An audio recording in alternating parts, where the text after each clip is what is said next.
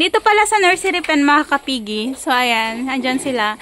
So, itong bintanang to, kapag gabi, sinasarado namin to. So, mayroon kaming ginawang improvise lang to mga kapigi. Siyempre, tipid-tipid din tayo. Huwag tayo masyadong magastos. Kasi nga magastos na nga yung feeds ng mga baboy eh. So, mga vitamins nila sobrang mamahal. So, ayan. Ganito lang muna. Sako-sako lang tayo mga kapigi. So, ano lang tayo? Maging creative. Para hindi tayo magastosan masyado.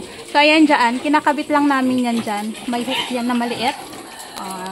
Then, ganito na siya. And then, ganito na siya, oh.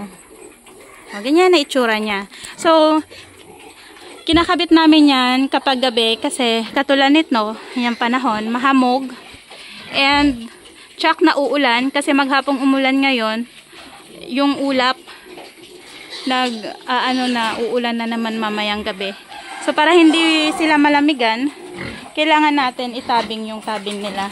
And then, after that, yung ilaw, ayan, saksak na natin. And then, ito din yung papunta sa fatteners. Ayan. Then, maglagay ulit tayo ng tubig dito sa inuman nila kasi mabilis kasi itong maubos. So, ano to mga kapigi? 2 tong galon pero nauubos yan agad nila. So, tubigan ulit natin para mapuno. Diba? Yan o, mga bitin pa.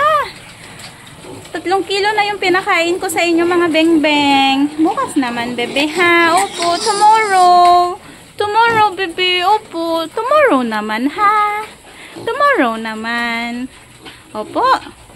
Mama, sobrahan kayo ng kain. Tomorrow naman. Opo. Mag-sleep na kayo. Sleep na.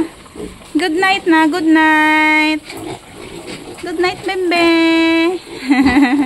Kukute nila. Kukute nila mga kapigi, oh. Good night. Sleep tight.